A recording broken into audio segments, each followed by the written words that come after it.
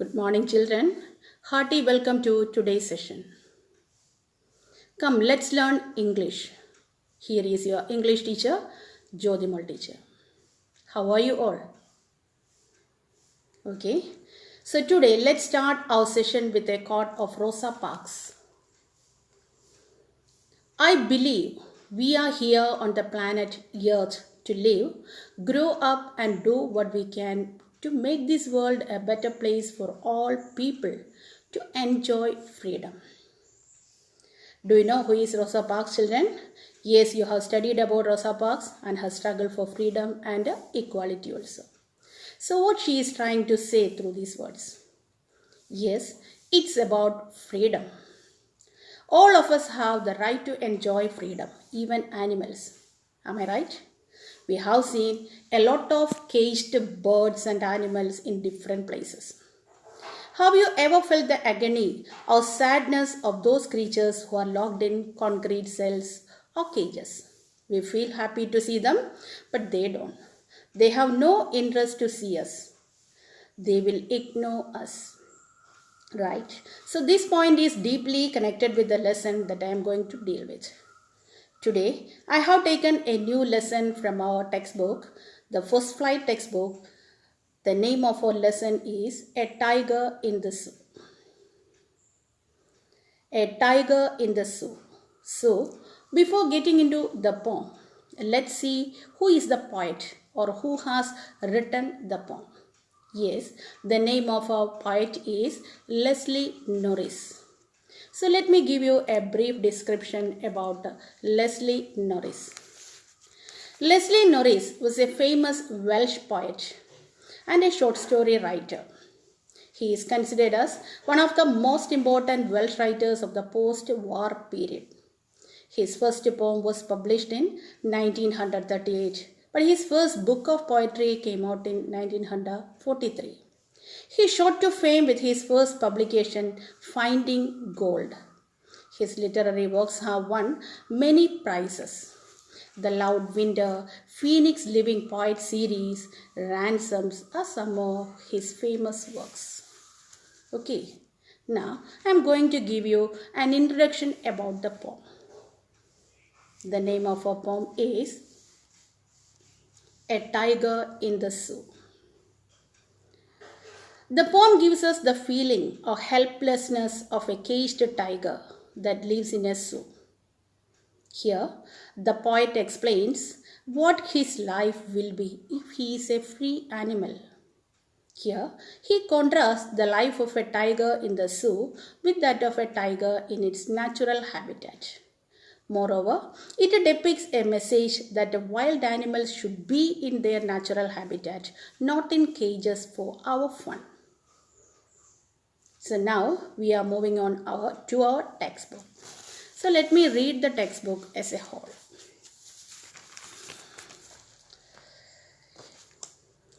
A Tiger in the Zoo.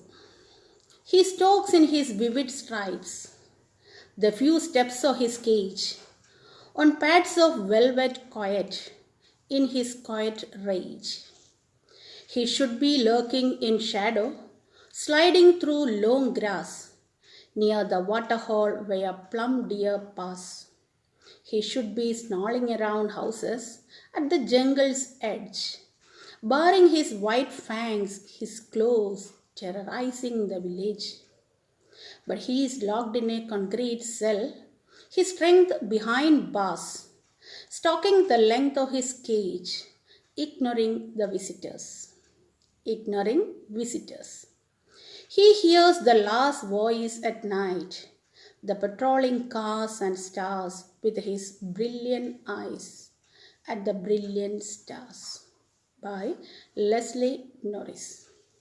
Okay, children, so today I am going to discuss the first three stanzas of the poem. So let's read the first stanza once again. He stalks in his vivid stripes, the few steps of his cage on pads of velvet quiet, in his quiet rage. Once again, he stalks in his vivid stripes, the few steps of his cage on pads of velvet quiet, in his quiet rage. So listen children, let's see the explanation. So in the first stanza, the poet says that the tiger is confined in a zoo. He moves around the cage in his vivid stripes. Vivid means bright colored. So the tiger moves around. The tiger stalks. Moves around means stalks. Stalks means moves around. So the tiger moves around the cage in his bright colored skin. The few steps of his cage. Have you seen the second line, children? The few steps of his cage. The cage is very small, so the tiger can take only a few steps. He walks quietly. No one can hear his footsteps because he has very, very soft feet like a velvet. He has soft pads. Pad means a soft part under the foot of a tiger. So once again children, he stalks in his vivid stripes. He walks quietly. He walks quietly in his vivid stripes. The few steps of his cage on pads of velvet quiet. He walks quietly in his quiet rage. He walks quietly in his quiet rage. Rage means anger.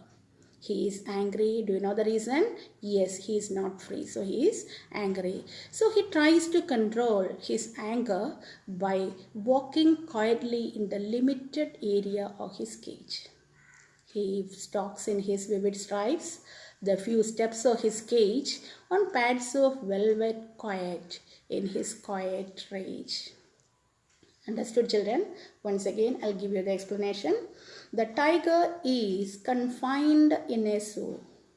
He moves around the cage in his vivid stripes. The tiger moves around the cage in his bright colored skin. Stripes, you know, stripes are there on its skin. So, the tiger moves around the cage in his bright colored skin. The few steps of his cage, the cage is very small, so the tiger can take only a few steps. So he walks quietly. No one can hear his footstep because he has very soft feet, like velvet feet. Pads. Pads means the soft part under the foot of a tiger. So he walks quietly in his quiet rage. Rage means anger. He is angry because he is not free. Yet he tries to control his anger by walking quietly in the limited area of his cage. I hope you understood the first answer, children. Okay. He should be lurking in shadow, sliding through long grass near the water hole where plump deer pass. He should be lurking in shadow. So here the poet says that if this tiger is free, it will be lurking in shadow. Lurking means waiting secretly. So if it is in a jungle or if it is in a forest, it should be lurking. It should be waiting secretly in shadow and sliding through long grass and moving quietly through long grass towards the water hole. So what's his purpose, children? To catch a plump deer. A plump deer. Plump means fatty. So the poet says that if this tiger is free, if it is in a forest, it will be lurking in shadow. It will be waiting secretly in shadow and moving quietly through long grass towards the water hole to catch a plump deer. Water hole, a small pool of water where animals go to drink. So here the poet wants to say that the actual life or the real life of a tiger should be in a jungle or forest. So it's easy for him to hide himself through the long grass to catch its prey. Okay children, glossary is given. If there is any doubt, you can go through the glossary for the meanings. He should be snarling round houses at the jungle's edge, baring his white fangs, his claws, terrorizing the village. Third stanza. He should be snarling round houses at the jungle's edge. So again, in this stanza also the poet says, if it is free, or if the tiger is free, It will be snarling around houses. It will be snarling. Snarling means making angry or warning sound by animals. So it will be snarling, and it will be moving around the houses located at the outskirts. Outskirts means at the edge of the forest. So if it is free, it will be snarling or moving around the houses located at the edge of the jungle or at the edge of the forest. Then what he would do, children? Baring his white fangs, his claws, terrorizing the village. Then he will terrorize the villagers by showing his sharp fangs and claws.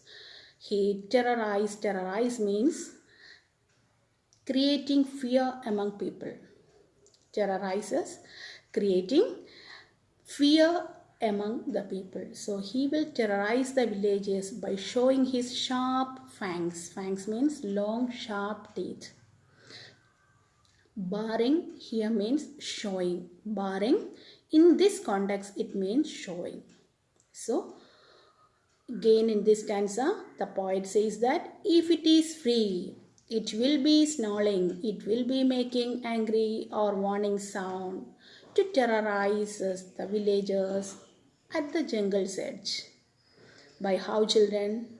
By showing his white, long, sharp teeth and claws. Okay, I hope you understood the first 3 stanzas that I discussed. The rest of the poem, that's the remaining 2 stanzas, will be taught in our next class. So read the poem again and again. Write the notes in your notebook also. Don't forget to submit the assignment in Google Classroom. Children, be sincere and hardworking. So try to attend the test responsibly. Thank you.